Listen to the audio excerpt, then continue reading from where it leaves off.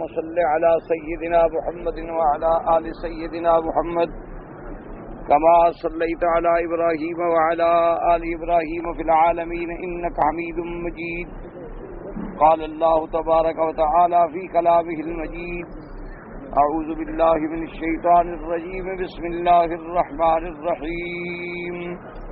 الذين استجابوا لله والرسول من بعد ما أصابهم القرح للذين أحسنوا منهم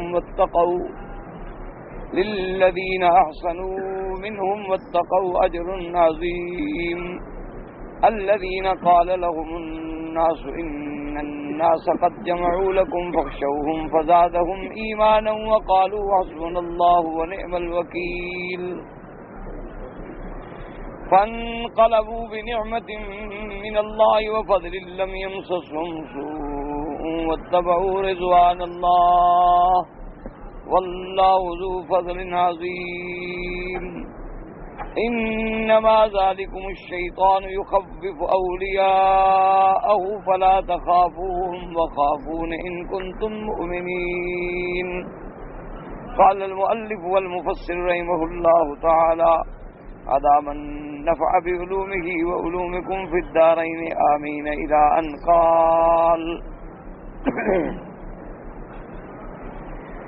ذكر ابن هشام النبي عبيدة قال: قال رسول الله صلى الله عليه وسلم: إن بلغه رجوعهم والذي نفسي بيده لقد سومت لهم حجارة لو أصبحوا بها لكانوا كأمس الذاهب.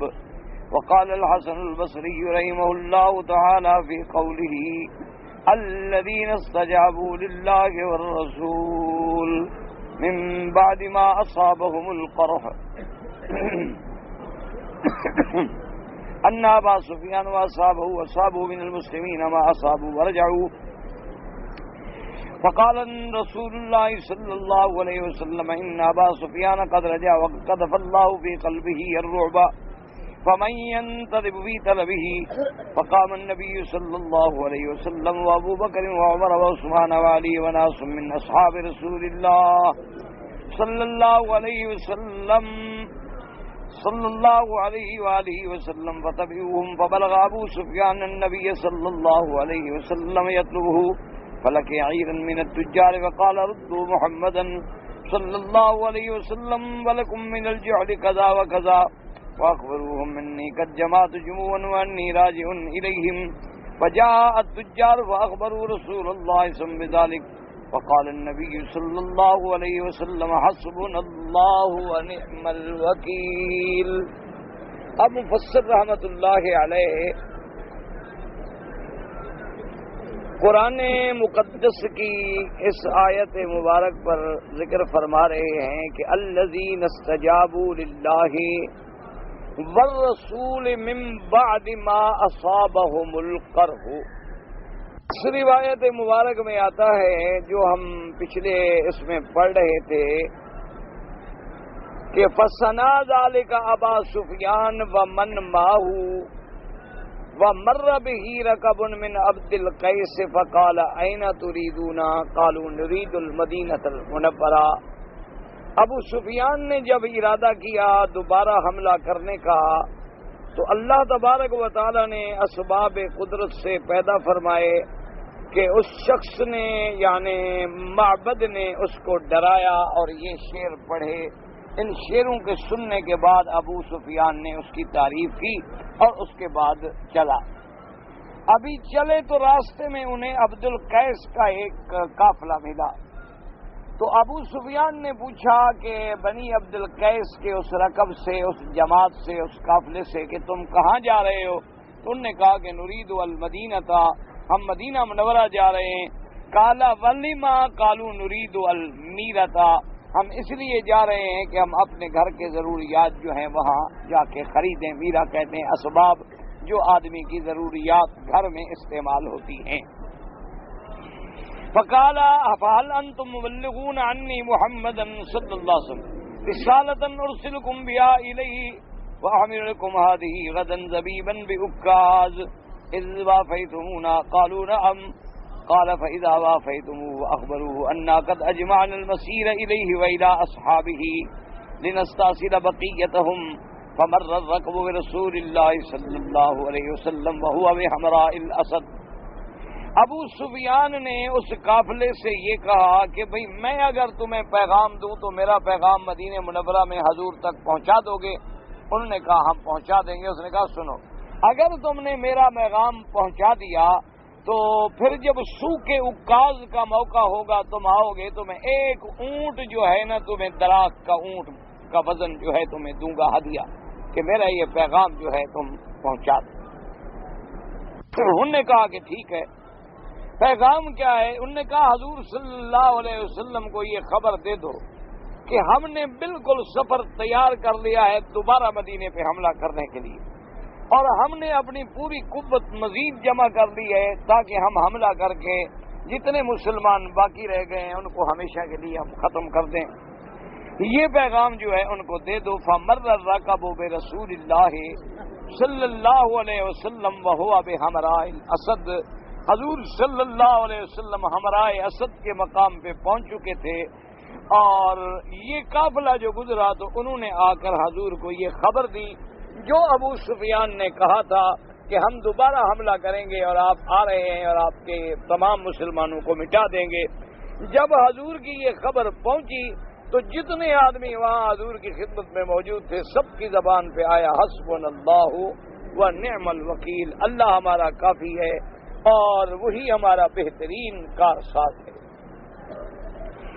اسی طرح کہتی ہیں کہ ابن ہشام نے بھی روایت نقل کی ہے کہ حضور صلی اللہ علیہ وسلم حین بلغہ رجوعہم، اس کے بعد جب حضور صلی اللہ علیہ وسلم کو خبر پہنچی کہ وہ واپس لوٹ کے حملہ کرنا چاہتے ہیں تو حضور پاک نے اپنے صحابہ سے کہا کہ کوئی فکر نہ کریں، والذی نفسی بیدہ، مجھے اپنے رب قدیر جس کے قبضہ قدرت میں میری جان ہے، مجھے اس کی قسم ہے کہ ان کے لیے پتھر نشان لگ کے تیار ہو چکے ہیں، اگر انہوں نے حملے کی جرت کی تو ایسے مٹا دیے جائیں گے جیسے کل مٹ گئی اور پھر نہیں آئے گی، وہی ہمیشہ کے لیے ختم ہو جائے۔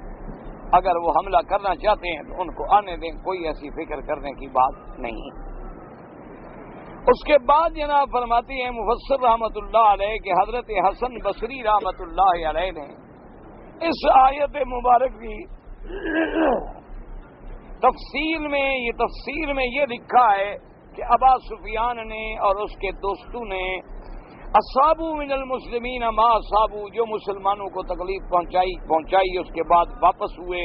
فقال رسول اللہ صلی اللہ علیہ وسلم، حضور نے فرمایا کہ ان ابا سفیان قد رجع وقد قذف اللہ فی قلبہ الرعب، حضور نے فرمایا کہ ابو سفیان واپس گیا لیکن وہ ایسے واپس نہیں گیا، اللہ نے اس کے دل میں رعب ڈال دیا۔ ورنہ تو دیکھو نا جی، ایک واضح بات ہے کہ دشمن نے جب جنگ جیت لی تو اب مدینے پہ حملہ کرنا کون سی مشکل بات تھی؟ بھئی اب مدینہ منورہ میں تو کوئی فوج ہی نہیں، مدینہ منورہ میں تو صرف اصحاب رسول صلی اللہ علیہ وسلم رضوان اللہ علیہ مجمعین کے بال بچے ہیں، فیملیاں ہیں، لوگ جو بیمار ہیں جو جنگ پہ نہ جا سکے۔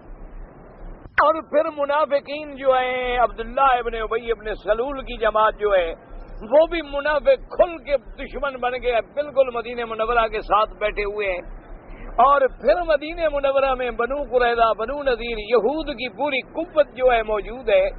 تو اب تو بالکل یعنی ایک دو گھنٹے کی بات تھی کہ ابو سفیان جا کے مدینہ منورہ پہ قبضہ کر لیتا، لیکن اس کے باوجود پھر لشکر لے کے واپس جا رہا ہے مکہ۔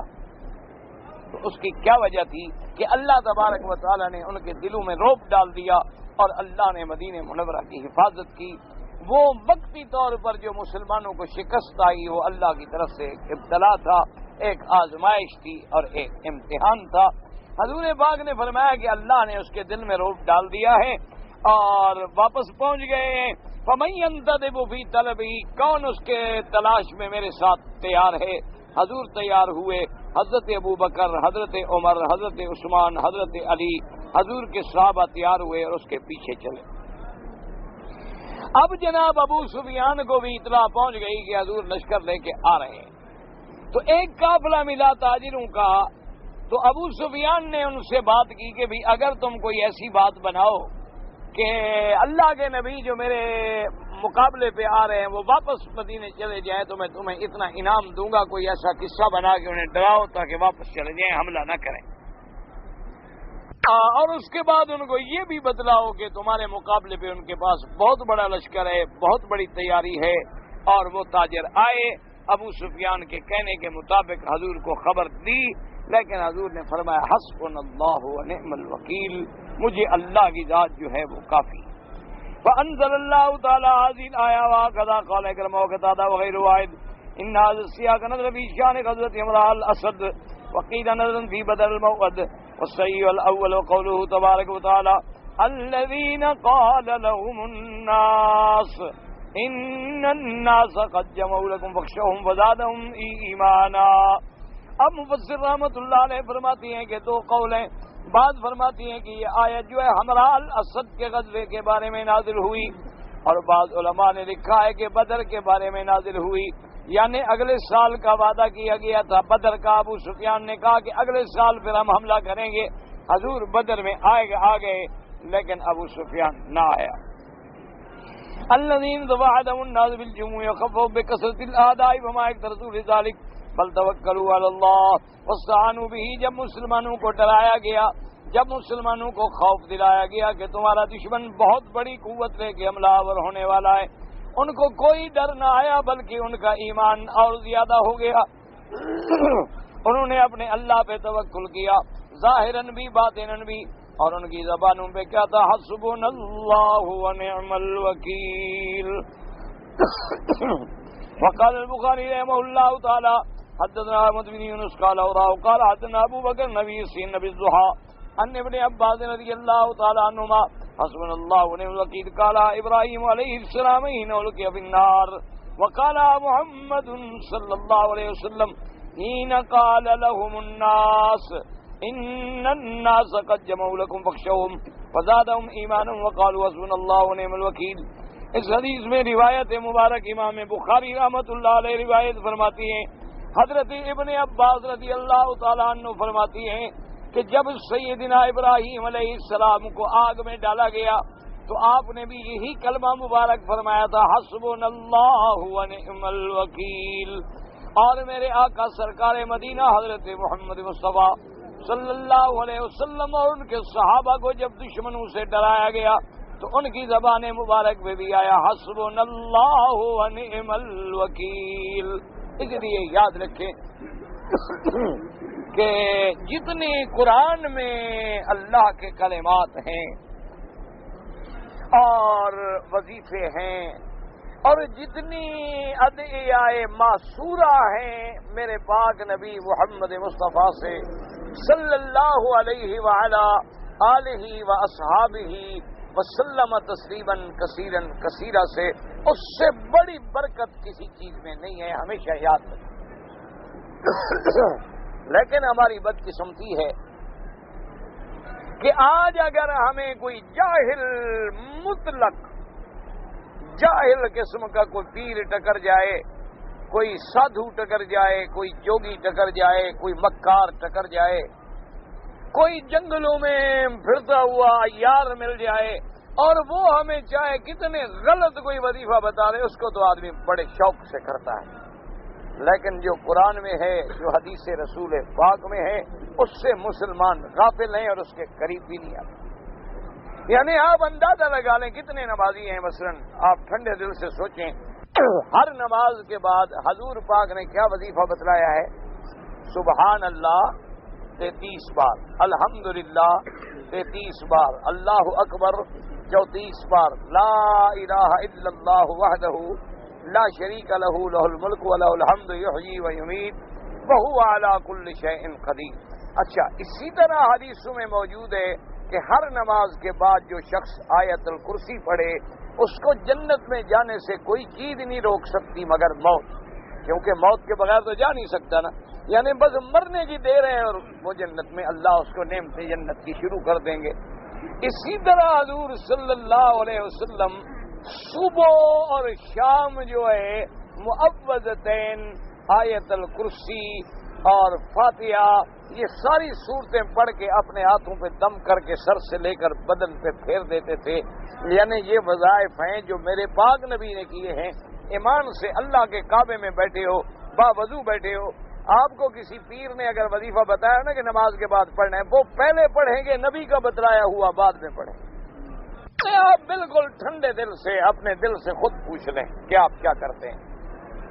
اگر کسی بزرگ نے، کسی استاد نے، کسی پیر نے، کسی شیخ نے، کسی مرشد نے بتایا بھی تم نے مغرب کی نماز فلاں وظیفہ پڑھنا ہے، تو وہ تو پڑھے گا پہلے، کیوں؟ میرے مرشد کا فرمان ہے. اور جو میرے پاک سرکار مدینہ نے بتلایا ہے، جو تمام نبیوں کا سردار ہے اور جن کے قدموں کی مٹی سے بزرگ بنتے ہیں، جن کے قدموں پہ چلنے کے بعد ولایت ملتی ہے، اس اللہ کے نبی کا وظیفہ پہلے تو پڑھیں گے نہیں. اگر پڑھیں گے تو بعد میں جب سارے پڑھ لیں گے نا ختم کر کے، یار چلو سبحان اللہ بھی پڑھ لو، سبحان اللہ الحمدللہ انا للہ و انا الیہ راجعون. اس سے بڑی بدقسمتی کیا ہو سکتی ہے؟ اور اسی طرح یاد رکھیں کہ حضرت شاہ ولی اللہ محدث دہلوی رحمۃ اللہ علیہ نے بعض کتابوں میں لکھا ہے کہ قرآن میں جو کلمات ہیں اور جو ان کے پڑھنے کے بعد یہ سمجھے کہ میری مشکل دور نہیں ہوگی، اس کا مطلب ہے کہ وہ توبہ کرے، ہو سکتا ہے ایمان سے نکل جائے. کیوں؟ مثلا انہوں نے کہا قرآن کہتا ہے کہ جب صحابہ پہ مشکل آئی تو انہوں نے کیا پڑھا؟ حسبنا اللہ و نعم الوکیل. قرآن کہتا ہے کہ نتیجہ کیا نکلا؟ فانقلبوا بنعمت من اللہ وفضل. جب انہوں نے پڑھا تو کامیاب ہو گئے. جب اللہ کہتا ہے کہ اس کلمے پڑھنے والے کامیاب ہو گئے تو وہ فرماتے ہیں مسلمان پڑھے اور ناکام کیسے ہو سکتا ہے؟ تو اللہ تو قرآن میں کہہ رہا ہے کہ جنہوں نے پڑھا تھا وہ کامیاب ہو. ان کو ہم نے نعمت بھی دی، رزق بھی دیا، عزت بھی دی، اپنی رضا بھی دی، ان کے دشمنوں کو ناکام بھی کیا.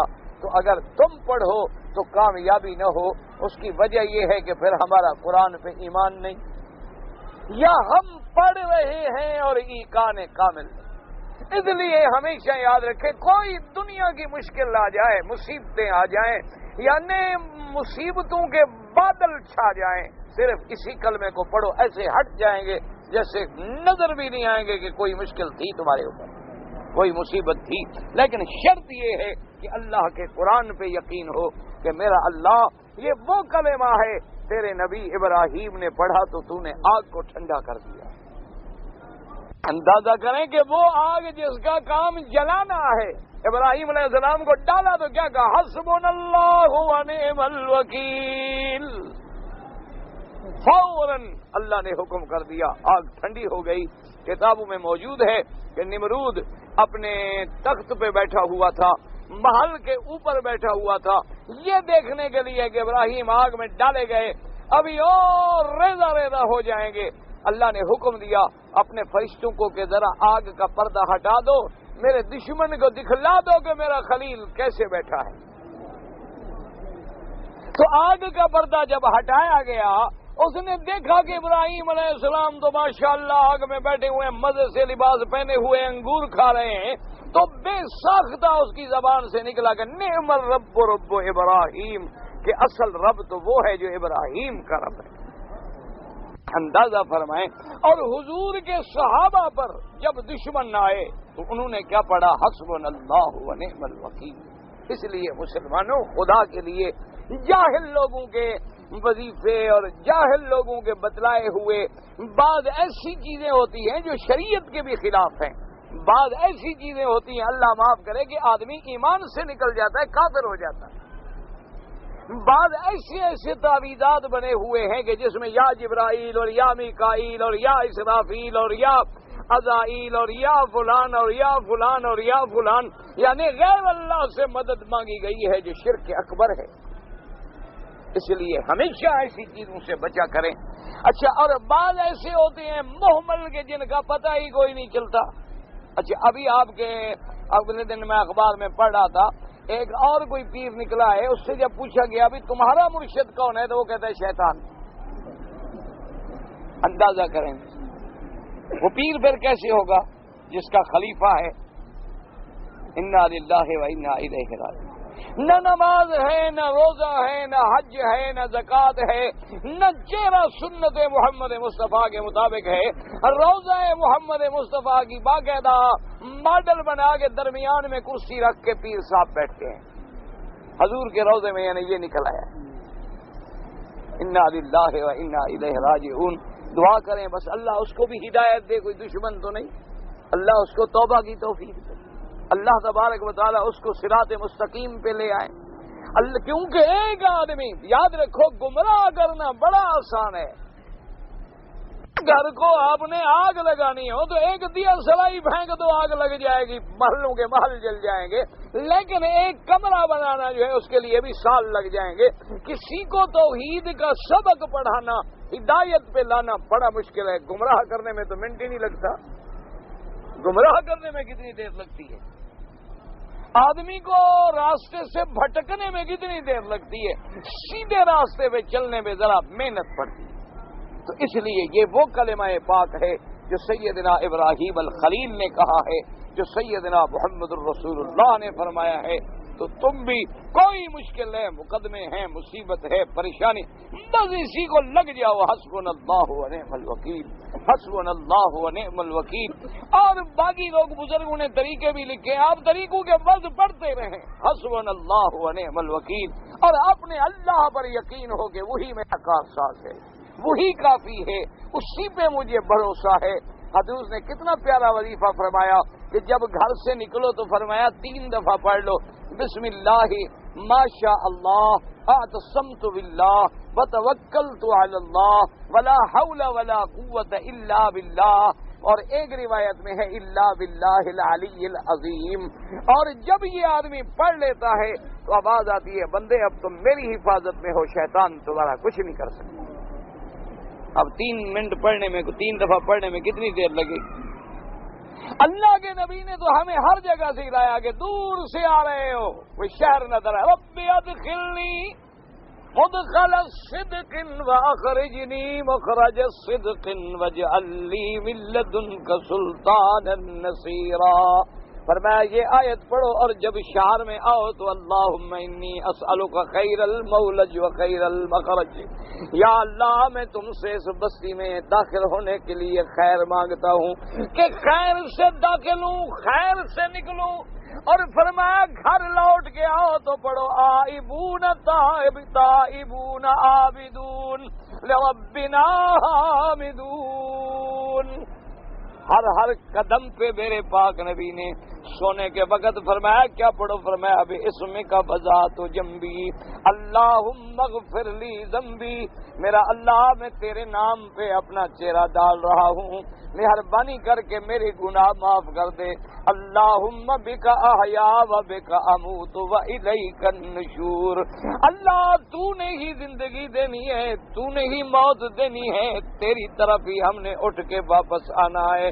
حضور نے فرمایا سونے سے پہلے یہ پڑھ لو، آیت الکرسی پڑھ لو، سورۃ الملک پڑھ لو، تاکہ اگر رات میں موت آئے تو موت ایمان پہ تیری ہو جائے۔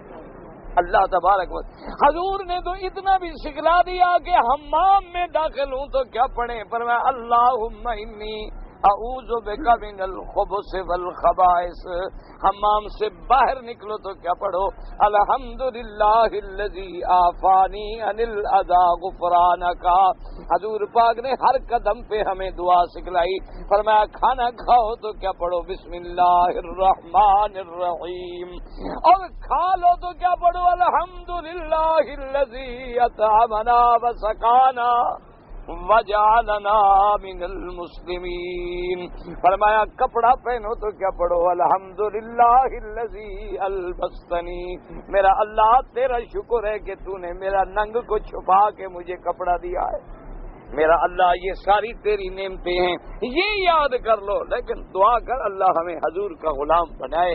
ہمارے دماغوں میں تو بت خانے بھرے ہوئے ہیں، آج کوئی ایک مل جائے ان کو کوئی جادوگر، سب اس کے پیچھے چلے جائیں گے، وہ ان کو حکم دے، وہ ان کو ڈنڈے مارے تو کہیں گے ہاں یہ پیر کامل ہے۔ کہتی ہیں ایک بزرگ کے بعد جاتے ہیں وہ ماں بہن کی گالیاں دیتا ہے اور کامیابی ہو جاتی ہے۔ وہ ماں بہن کی گالیاں دینے والے کو محمد مصطفیٰ فرماتے ہیں منافق ہے۔ تم کہتے ہو پیر ہے، اب بتلاؤ کہ میں حضور کی بات مانوں یا تمہاری مانوں؟ حضور نے فرمایا علامت المنافق، منافق کی یہ نشانی ہے اذا خاصم فجرا، جب کسی سے جھگڑا کرے، غصہ میں آئے تو گالیاں بکتا ہو۔ حضور نے فرمایا المؤمن لا يكون لعانا ولا فحاشا ولا بذی، حضور نے فرمایا وہ بندہ مومن بھی نہیں ہو سکتا جو کسی دوسرے پہ لعنت کرے یا کسی دوسرے کو گالی دے یا کسی دوسرے سے بد اخلاقی سے پیش آئے۔ حضور فرماتے ہیں وہ مومن نہیں ہو سکتا۔ یہ کہتے ہیں ہمارا پیر اتنا مرشد کامل ہے کہ جناب بس اس کی خدمت میں جو گیا نا اور جس کو اس نے گالیاں دے دی سمجھو کامیاب، اگر ڈنڈے دو چار مار دے تو کہتے ہیں پہنچ گیا۔ یاد رکھو، پتہ ہے کیوں ہوتا ہے؟ یہ شیطانی تصرف ہوتے ہیں۔ شیطان بھی تو ایک منٹ میں کہاں سے کہاں آ جاتا ہے، دجال بھی تو ایک منٹ کے اندر زمینوں کو حکم دے گا اخرجی کنوزک، اے زمین خزانے باہر نکال دو، زمین سونا چاندی باہر اگل دے گی۔ تو یہ دجالی تصرفات ہوتے ہیں۔ یہ اگر کوئی ایسی حرکتیں کرے اور تیرا کام ہو جائے، یہ نہ سمجھا کرو وہ مرشد ہے، سمجھا کرو دجال ہے، فتنہ ہے، متبع شیطان ہے۔ اصل مرشد کون ہے؟ جو متبع محمد مصطفیٰ، جس کے اٹھنے میں، بیٹھنے میں، سیرت میں، صورت میں، شکل میں، کردار میں عین سنت نبی نظر آئے، اس کو کہتے ہیں یہ پیر ہے، یہ مرشد ہے۔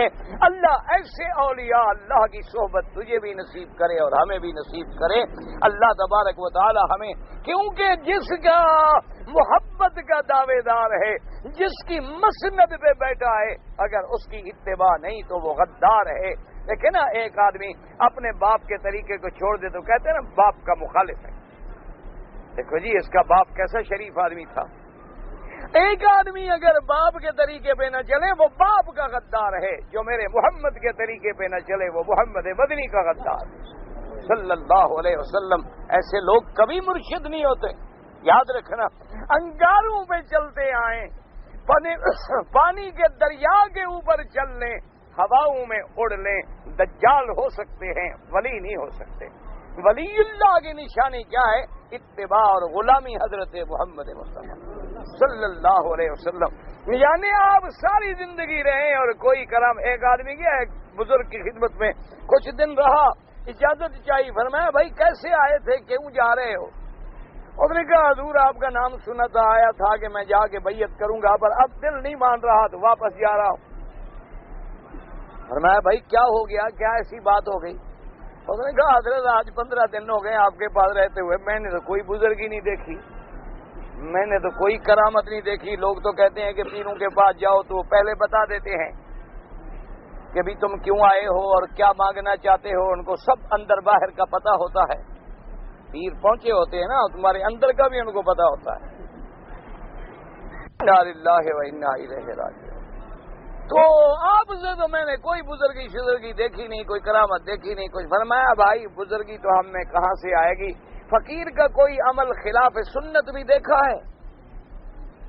میں نے کہا حضرت خلاف سنت تو کوئی عمل نہیں۔ فرمایا بس ہم لوگوں کی تو یہی فقیری ہے اور ہمیں کرامتیں شنامتیں تو آتی نہیں۔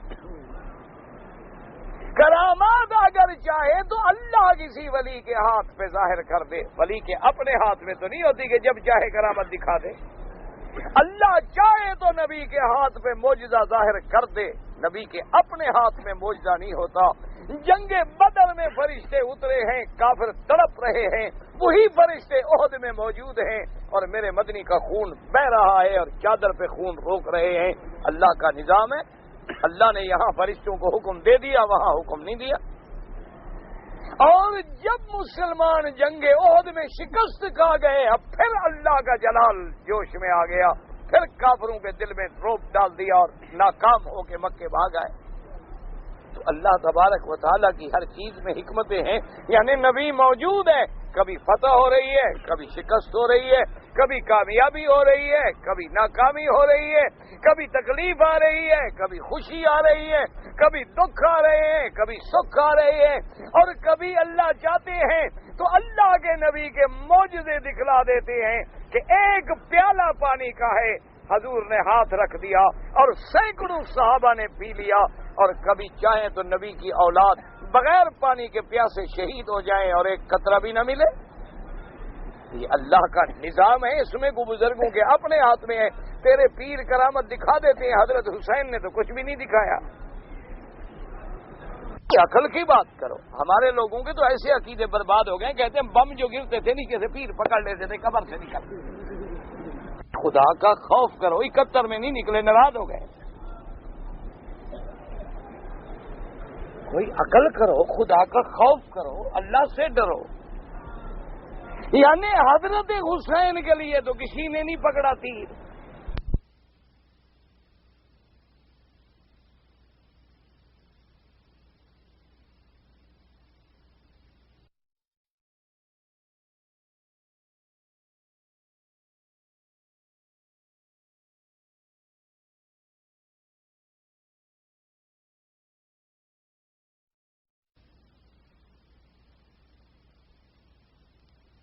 رسول شہید ہو گئے ہیں، اکیلی عورتیں اندر بیٹھی ہیں، زین العابدین بیمار خیمے میں ہیں۔ حضرت کے حضور میرے مدنی سرکار کے وہ پیارے صاحبزادے جس کو حضور نے کندھوں پہ بٹھایا اور محمد کی زلفیں پکڑ لے، وہ ہے حضرت حسین۔ کیا سمجھا ہے آپ نے؟ حضرت حسین تمہارے پیروں سے بھی نعوذ باللہ کم درجے کا آدمی تھا۔ وہ حضرت حسین رضی اللہ تعالی عنہ جس کو حضور نے کندھے پہ بٹھایا ہوا ہے، سامنے صدیق آئے، انہوں نے کہا حسین ماشاءاللہ، کیا بھائی سواری کیا ملی ہے تمہیں؟ حضرت ابو بکر نے جو دیکھا نا کہ حضور کے کندھے پہ بیٹھا ہے، حضور سواری بن کے جیسے بچے کو آدمی بٹھا لیتا ہے نا، جی چلو کندھے پہ بٹھا لیا اور چل پڑے، تو ابو بکر خوش ہوئے، مسکرائے اور فرمایا حسین کیا تمہیں اللہ نے سواری دی ہے؟ اور جس کے قدموں کے لیے جنت کی براق ترستی ہو، آج تیری سواری بن کے جا رہا ہے۔ حضور نے فرمایا ابو بکر ایک بات کی ہے، تم نے بات پوری کرو۔ اس نے کہا حضور میں کیا بات کروں؟ فرمایا یہ تو کہہ رہے ہو سواری کیسے، یہ نہیں دیکھتے ہو سوار کیسا ہے؟ تم نے سواری پہ تو نظر ڈالی ہے، لیکن میرا سوار بھی دیکھا ہے، سید ہے میرا حسین، سردار ہے میرا حسین۔ وہ حضرت سیدنا حسین رضی اللہ تعالیٰ عنہ، ان کے لیے تو کسی بزرگ نے نہ تیر پکڑا نہ تلوار پکڑ لی، تمہارے لیے بم پکڑ لیے۔ بڑے تمہاری رشتہ داری ہے شاید حضور کے ساتھ، کوئی عقل کی بات کرو۔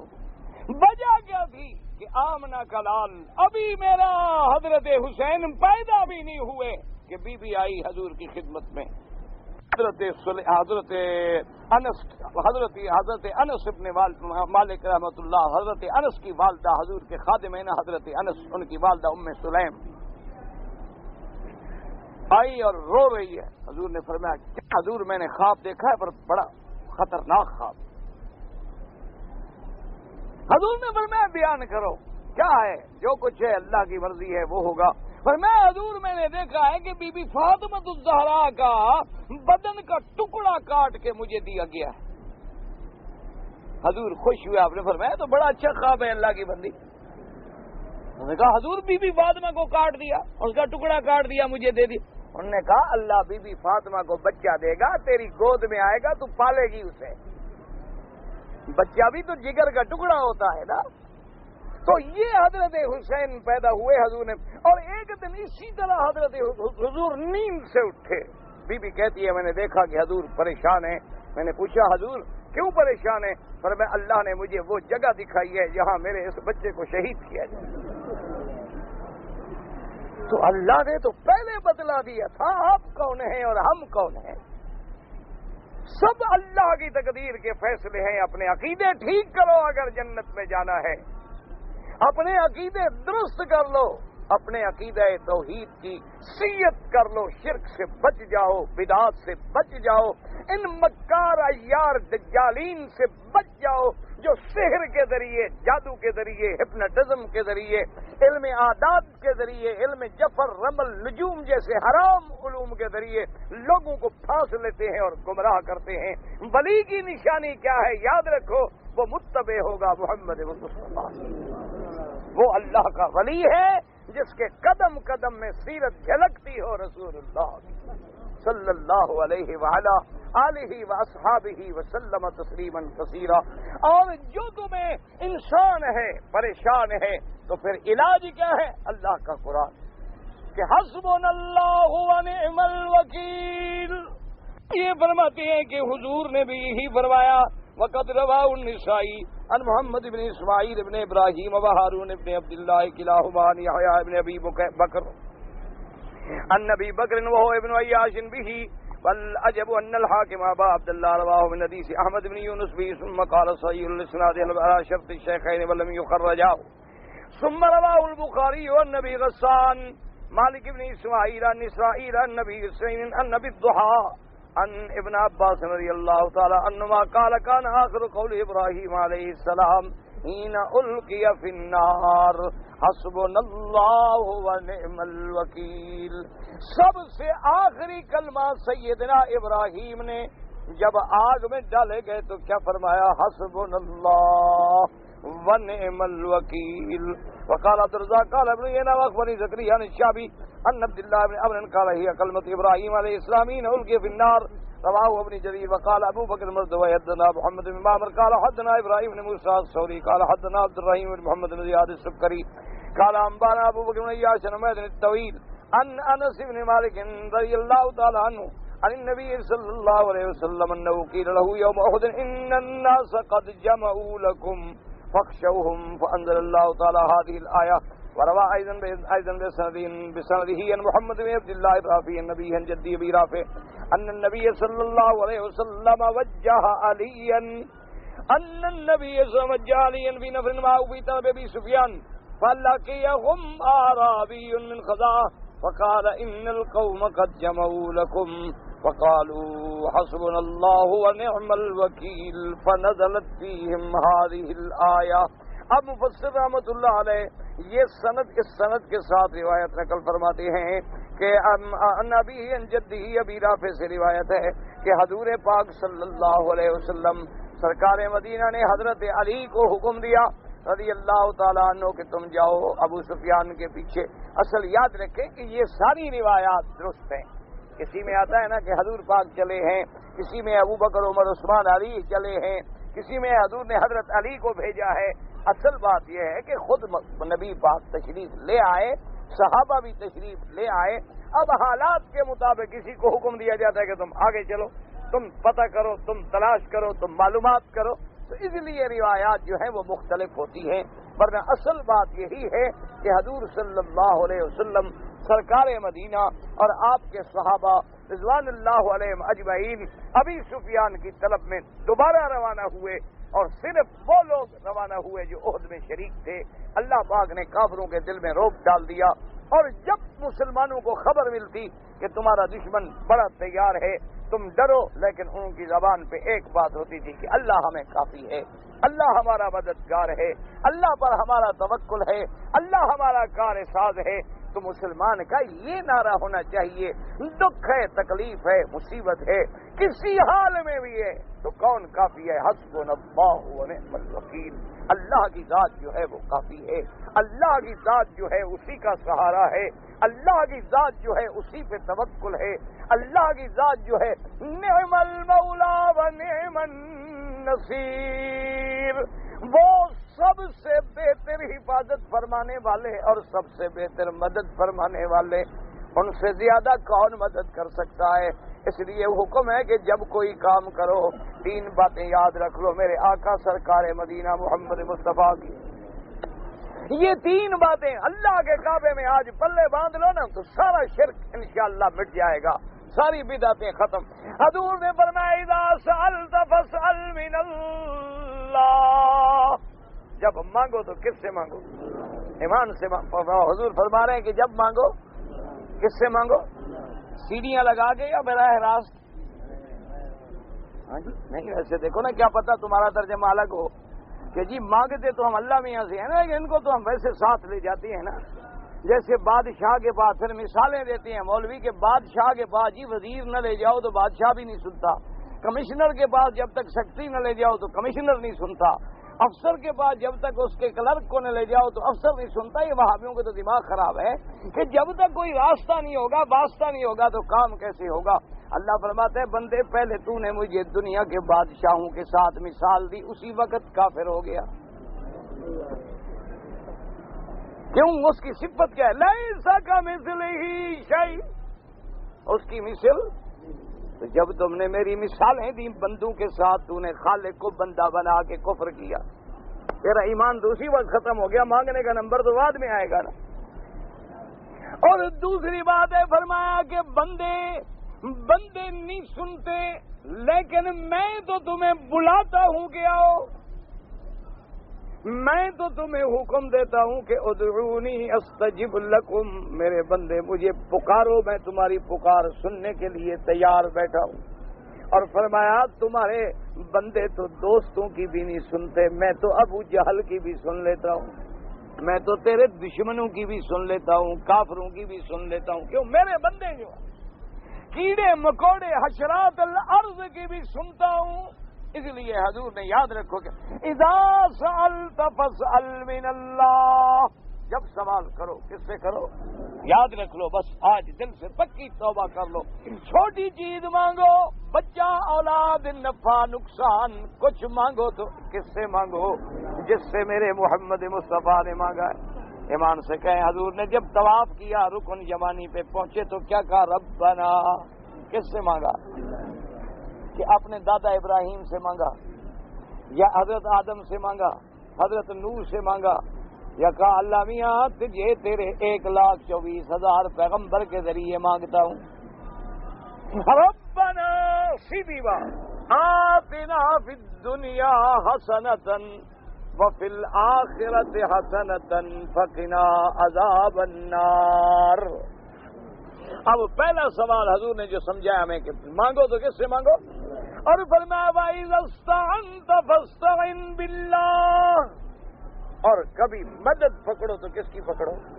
اللہ کی پکڑو. کسی بندے کی مدد نہ پکڑو. یا علی مدد کے نعرے نہ لگاؤ، یا غوث مدد کے نعرے نہ لگاؤ، یا پیر مدد کے نعرے نہ لگاؤ. فرمایا استعانت اگر طلب کرنی ہے تو اسی سے مانگو جس کے لیے روز ہاتھ باندھ کے کہتے ہو ایاک نعبد و ایاک نستعین. اللہ فرماتا ہے ابھی نماز میں وعدہ میرے ساتھ، اور نماز کے بعد یا علی مدد. کیوں منافقت کرتے ہو؟ خدا کے ساتھ بھی دھوکے کرتے ہو. اس لیے فرمایا اذا استعنت فاستعن باللہ، اور فرمایا وَإِذَا تَوَكَّلْتَ فَتَوَكَّلْ عَلَى اللَّهِ. اور جب اعتماد کرو، بھروسہ کرو تو اللہ پہ کرو کہ وہی ہمارا کافی ہے. کیوں؟ اس پہ بھروسہ کرو گے جو خود فنا ہو جائے گا تو اس کے مرنے کے بعد پھر کس پہ بھروسہ کرو گے؟ پھر کوئی اور ڈھونڈو گے. اس پہ کیوں نہ کرو جو حی بھی ہے، قیوم بھی ہے، دائم بھی ہے، باقی بھی ہے، جس پہ فنا کوئی نہیں. اس لیے فرمایا 3 چیزیں پلے باندھ لو، اگر انہی پہ پکے رہ گئے تو عقیدہ ٹھیک ہو جائے گا.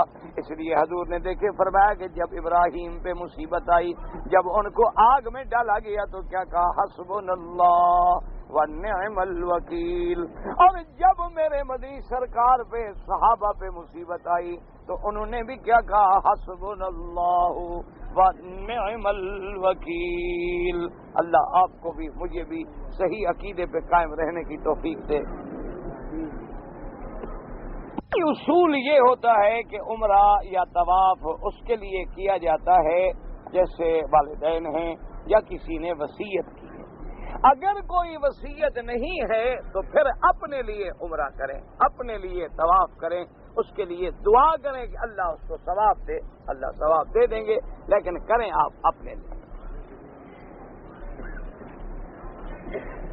میں نے حج تو نہیں کیا، عمرہ کر لیا ہے. اب اگر مکے میں رہتے ہو تو انشاءاللہ اللہ حج بھی نصیب کریں گے، اور اگر تم جا رہے ہو تو چلے جاؤ، پھر جب اللہ توفیق دے تو حج پہ آؤ.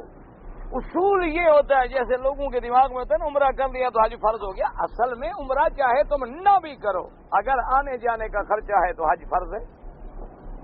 چاہے تم نے عمرہ نہ کیا ہو، حج تو فرض ہوتا ہے طاقت سے. اس کا تعلق عمرے سے نہیں ہے. اس کا تعلق ہے للہ علی الناس حج البیت من استطاع الیہ سبیلا. اگر اپنے گھر سے آنے جانے کا خرچہ تیرے پاس موجود ہے حج فرض ہے. جیسے ہمارے بعض لوگ کہتے ہیں جی گھر میں جی میری لڑکیاں جوان ہیں میں اس لیے حج نہیں کرتا, ان کی شادی سے فارغ, ان کی شادی کا حج سے کیا تعلق ہے؟ تمہیں اگر 10 سال رشتہ نہ ملے تو تم 10 سال حج نہ کرو, اور اگر تم پہلے مر گئے تو پھر تمہارے حج کا قیامت میں کون جواب دے گا؟ حضور نے فرمایا طاقت ہے, صحت ہے, پیسہ ہے, حج نہ کرے. فرمایا یہودی ہو کے مرے, نصرانی ہو کے مرے, اس کا میری جماعت سے کوئی تعلق. یہ سب لوگوں نے خود گھڑے ہوئے ہیں کسے کہ جی میرے گھر میں تو جی جوان لڑکی بیٹھی, میں کیسے حج پہ جاؤں؟ میں نے تو جناب ابھی 50 لاکھ قرضہ دینا ہے اور میرے اوپر تو قرضہ ہے اور 5 کروڑ کی حضرت کی جائیداد ہے. 50 لاکھ قرضہ دینا ہے, 5 کروڑ کی شریف آدمی تمہاری جائیداد ہے, بیچ بھی دو 4.5 کروڑ کی تو پھر بھی بچتی ہے نا. ایسے تو دنیا میں کون سی فرم ہے جو کروڑوں کی بزنس کرے؟ وہ بھی مقروض ہوتے ہیں, ان کی بھی 4 پائیاں تک پلج ہوتی ہیں, ان کے گھر پلج ہیں, 4 پائیاں پلج ہیں, کاریں پلج ہیں. یہ جتنی سرمایہ دار ہیں نا ان میں کوئی کروڑ میں ایک ہوگا حلال کھانے والا. فکر نہ کرو, ہم غریب ہیں, شکر کرو حلال کھاتے ہیں. ان کے پیٹوں میں سود کے انگارے ہیں, حرام کے انگارے ہیں, کچھ بھی نہیں. ایسے تمہیں موٹے نظر آتے ہیں جیسے کسی کو آگ لگ جائے بندہ پھول جاتا ہے, یہ ایسا موٹا نظر, اندر کچھ نہیں ہے. تم جو سوکھی روٹی کھا کے حلال کی سو جاؤ نا, یہ اتنی بڑی نعمت ہے کہ اس کا کوئی مقابلہ نہیں کر سکتا. اللہ سے دعا کرو اللہ حرام سے بچائے. ایک آدمی نے پتہ نہیں کیا جی سینما ہل پتہ نہیں کیا لکھا ہے, اگر فلم بنائی ہے اور اس کی آمدنی سے مسجد بنائی ہے, خالص حرام ہے. جو میں نے سمجھا, کوئی اور بلا ہے تو اللہ کو پتا, میں نے جو سمجھا آپ نے لکھا ہے انگریزی میں بھی اور اردو میں بھی سینما. اگر ایک آدمی نے سینما بنائی مثلا اس کی کمائی سے اب بنا رہا ہے, یا جیسے بینک والے سارا سود کھا کے مسجد بنا دیتے ہیں ماشاءاللہ, اسی طرح انشورنس کمپنی والے مسجد بنا دیتے ہیں. بالکل نماز پڑھنا بھی حرام ہے. جب پیسہ حرام ہے تو مسجد بنانا جائز ہی نہیں. حرام کے پیسے سے خرید شدہ مسجد میں نمازیں نہیں ہوتی. ایک میرا دوست تھا بڑا اچھا, یعنی شریف آدمی, بڑا ہمارا لحاظ کرتا تھا. بعض لوگ ایسے بھی ہوتے ہیں نا, ہم فقیروں کا بھی لحاظ کر لیتے ہیں. اور ڈی سی تھا میرے خیال میں, اس وقت کی بات ہے جب بہت کافی عرصے کی. اس کے خیر مجھے ملا بیچارہ, عزت ہی کرتا تو میں نے کہنے لگا بڑی خوش ہو کے کہ میں نے جناب وکیل صاحب ایک دل میں فیصلہ کیا ہوا ہے کہ جس ضلع میں بھی اللہ مجھے بھیجتا ہے نا میں مسجد بنواتا ہوں. یہاں بھی میں مسجد بنا رہا ہوں اور میرا ارادہ ہے بہترین مسجد ہو اور ایئر کنڈیشن ہو اور بچھی ہوئی ہو اور لوگوں کو پتہ لگے کہ خدا کا گھر ہے. ٹوٹی پھوٹی مسجدیں بناتے ہیں لوگ, مسجد میں آتے نہیں نماز پڑھنے. میں نے کہا جی ماشاءاللہ آپ کیسے بناتے ہیں؟ مجھے اندازہ تو ہو گیا کہ بھئی یہ شریف آدمی گھر سے کون پیسے لگاتا ہے. تو میں نے کہا حضرت آپ کیسے مسجد یہاں جاتے ہیں, ہر ضلع میں آپ کی اتنی تنخواہ ہے؟ کہنے لگا نہیں جناب تنخواہ کی بات نہیں ہے. کوئی آدمی آتا ہے نا میرے پاس کام کرانے کے لیے, میں اس کو کہتا ہوں بابا سنو دیکھو باہر مسجد بن رہی ہے, اس کی چندے کی رسید کٹواؤ 10,000 کی, 5,000 کی, 2,000 کی, 1,000 کی. جب تک تم اللہ کے گھر کے چندہ نہیں دو گے تمہارا کام نہیں کروں گا. میں نے کہا یہ تو خالص حرام ہے, وہاں نماز بھی نہیں ہوتی. میں نے کہا رشوت کیا ہوتی ہے؟ تم نے تو اپنے اقتدار کے زور پہ ان سے پیسہ لیا ہے, وہ تو نہیں دینا چاہتا تھا. پیسہ وہ حلال ہوتا ہے, حتیٰ کہ علماء نے لکھا ہے کہ بعض مولوی تقریر کرتے ہیں اور لوگوں کو متاثر کر دیتے ہیں. ابھی خدا کا گھر ہے, مدرسہ ہے, یتیم خانہ ہے, اور متاثر کر کے جو پیسہ ان سے لیا جاتا ہے علماء نے لکھا وہ بھی حرام ہے. انہوں نے کہا اس پیسے میں اور ڈاکو کے پیسے میں کوئی فرق نہیں, کہ اس نے ان کو پاگل بنا کے پیسے نکالے, اس نے ڈنڈا دکھا کے پیسے نکالے. پیسے دونوں نے ان کے منشے کے خلاف نکالے, وہ دینا نہیں چاہتے تھے. اس کی تقریر سن کے متاثر ہو کے پھنس گیا غریب, یا ایسی تقریر کی کہ ماشاءاللہ جناب یہ کارخانے دار ہیں, سرمایہ دار ہیں, اور آج اللہ کا گھر ہے, دیکھتے ہیں سبحان اللہ خدا کے گھر میں کتنا دیتے ہیں, وہ اب شرم کے مارے دے رہا ہے, وہ حرام. وہ کوئی چندہ نہیں, ایسا پیسہ لینا بالکل ناجائز. قطعاً یہی وجہ تھی ہم حضرت گوانوی رحمت اللہ علیہ کے پاس پڑھتے تھے, وہ ہمیں بھیجتے کہ فلاں آدمی کے بعد جاؤ 8 آنے لے آؤ, 8 آنے. اب جناب ہم بچے تھے، سکول میں پڑھتے تھے، سائیکل چلا کے دیہات میں ہم جاتے، کبھی گر جاتے، کبھی نہ راستہ نہ سڑک نہ کچھ، ایسے کچے راستے ہوتے تھے نا، ایسے چھوٹے چھوٹے بس چلنے کے، سائیکل چلا رہے ہیں، کبھی ہم نیچے سائیکل اوپر، کبھی سائیکل نیچے ہم اوپر۔ اس کے بعد پہنچے جی حضرت نے بھیجا ہے، وہ جناب جاتا 8 آنے دیتے، واپس آ گیا حضرت کہتے حضرت انشاءاللہ آئندہ ہم نہیں جائیں گے۔ کیا تماشا ہے، 6 گھنٹے ہم نے سائیکل چلا کے مر گئے اور ملے 8 آنے۔ نے کہا فقیر یہ 8 آنے خالص حلال کے ہیں، یہ ٹکا ٹکا جوڑ کے میرے مدرسے کے لیے رکھتا ہے، یہ طلباء پڑھنے والے محمد کے مہمان میرے پاس امانت ہیں، میں نے ان کو حرام اندر ڈالا تو یہ کیا قرآن حدیث پڑھیں، اس لیے ان کے حلال میں جمع کرتا ہوں، اور انہی 8 آنوں کی برکت سے تو میری گاڑی چل رہی ہے۔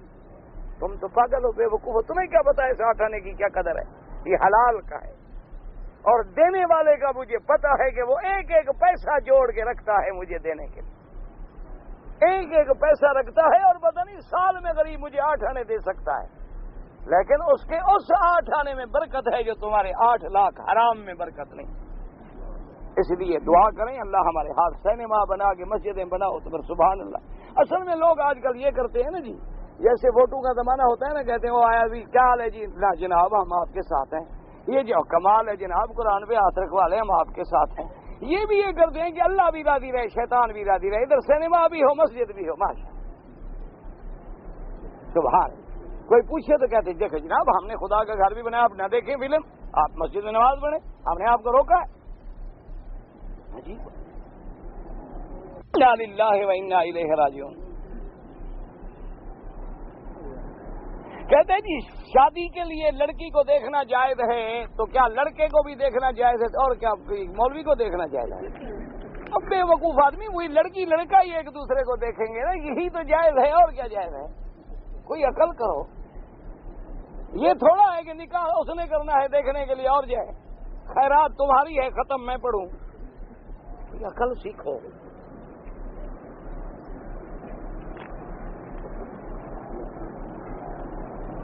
جیزان سے آئے ہیں، عمرہ کر لیا ہے، اگر پھر عمرہ کریں، بھائی جب بھی عمرہ کرو بال ہوں یا نہ ہوں اس طرح پھروانا ہوگا۔ اللہ کو بالوں کی ضرورت نہیں ہوتی، مقصد یہ ہوتا ہے کہ میرے بندے نے میرے حکم پہ سر جھکا دیا، بس چاہے بال ہوں یا نہ ہوں آپ کو ہر دفعہ اس طرح پھروانا پڑے گا۔ یہ نماز میں ان واقعات جنگ احد کا خیال آ جاتا ہے تو رونا آ جاتا ہے، کوئی بات نہیں، لیکن خیال اللہ کی طرف لگاؤ، سبحان اللہ، اللہ کی یہ بھی تو اللہ کی یاد ہے نا۔ حضرت جعفر احمد عثمانی رحمت اللہ، جعفر احمد تو نہیں، کوئی ظفر احمد عثمانی تو ہم نے سنا ہے نام، بہت بڑے عالم تھے، اللہ تو فوت ہو گئے۔ حضرت مولانا شبیر احمد عثمانی، یہ کوئی اور بزرگ ہیں تو ان کے لیے دعا کریں اللہ مغفرت فرمائے۔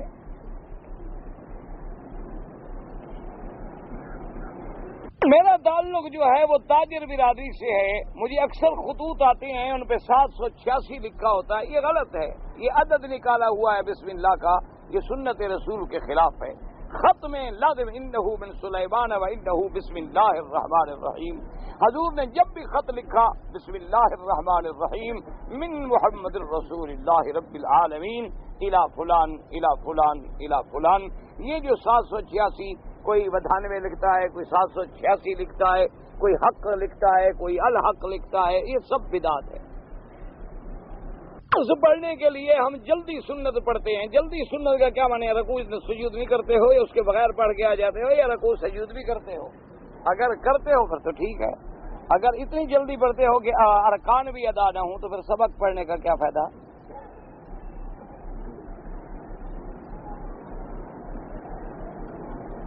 کہتے ہیں جی کہ سبحان اللہ والحمدللہ کے وظیفے کی کہتے ہیں شرط ہے کہ اس کے پیٹ میں حرام نہ ہو پھر پڑھے، یعنی یہ اچھا شیطان نے سبق پڑھایا ہے کہ کیونکہ گناہ گار ہو تو یہ نبی والے وظیفے نہ پڑھو، شیطانوں والے پڑھو۔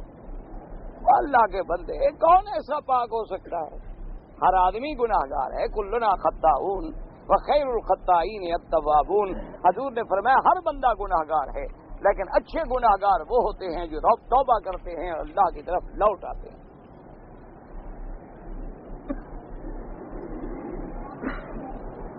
میں نے طواف کے تو 7 چکر لگائے، لیکن صفا مروہ کا 1 چکر لگا کے احرام کھول دیا، یعنی بغیر احرام کے صفا مروہ پورا 7 چکر لگا سکتا ہوں. بھائی اصل بات یہ ہے کہ اگر تم نے ایک لگا کے سر منڈوا کے احرام کھول دیا پھر تو دم پڑ گئی. اگر سر نہیں منڈایا ابھی تک باقی ہو احرام باندھ کے صفا مروہ پوری کرو پھر بال منڈاؤ, پھر کوئی دم نہیں.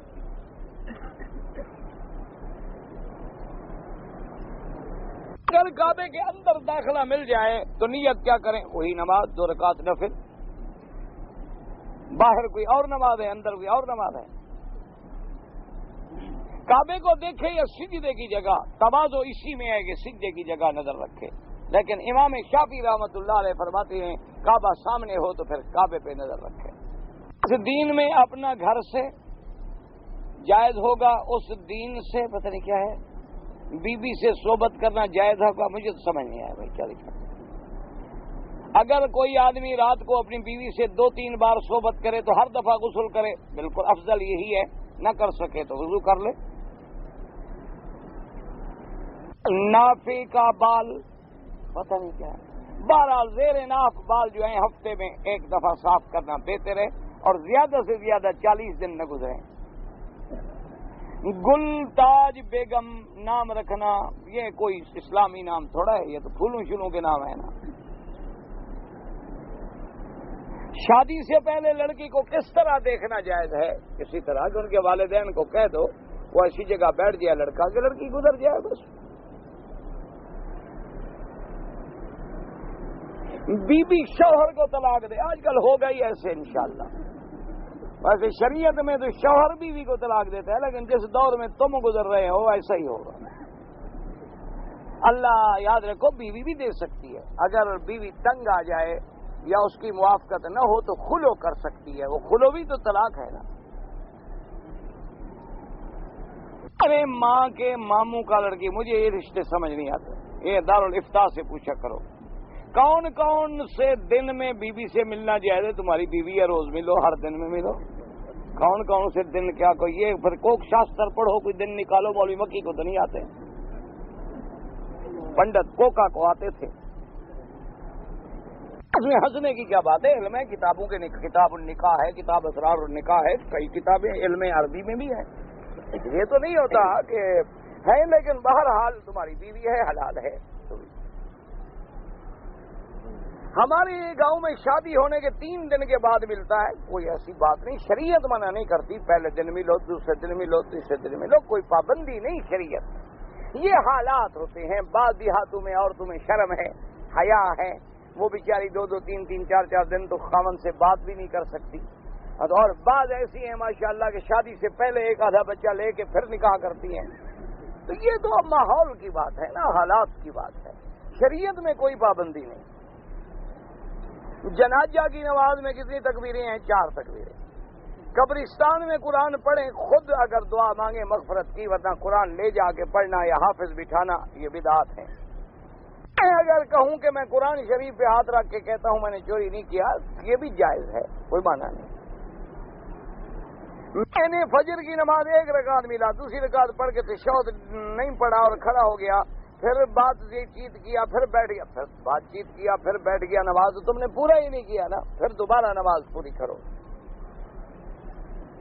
اگر ایک دفعہ ہم نے ایک احرام پہن کے عمرہ کر لیا تو کیا اسی احرام میں ہم دوسرا عمرہ کرنا چاہیں؟ کیوں پہلا عمرہ کرنے سے احرام پلید ہو جاتا ہے.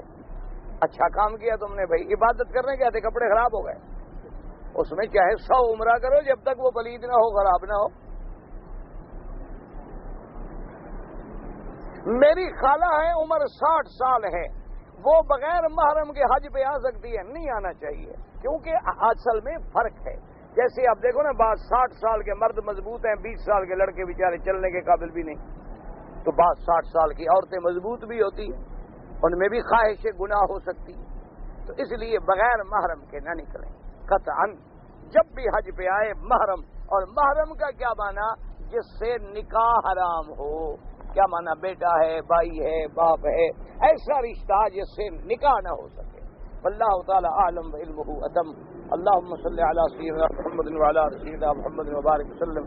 یا اللہ عالم اسلام پہ اپنی رحمت نازل فرما. یا اللہ عالم اسلام پہ اپنی رحمت نازل فرما. یا الہ العالمین مسلمانوں کی جان مال آبرو عزت کی حفاظت فرما، یا اللہ کشمیری مسلمانوں کی حفاظت فرما، یا اللہ برمی مسلمانوں کی حفاظت فرما، یا اللہ فلسطین ہے، اراکان ہے، برما ہے، اور جتنے سرب ہیں، جتنے مسلمان ملک ہیں، سب پہ رحمت فرما، یا اللہ افغانستان میں خون ریزی بند فرما، یا اللہ ان کو اتفاق و اتحاد عطا فرما، یا اللہ مسلمانوں کی جان مال آبرو کی حفاظت فرما، یا اللہ مسلمانوں پہ رحم فرما، یا اللہ ہم گناہ گار ہیں، ہم خطا کار ہیں، ہم بد کردار ہیں، لیکن تیرے بندے ہیں، تیری رحمت کے امیدوار ہیں، اپنی رحمتوں کے فیصلے فرما۔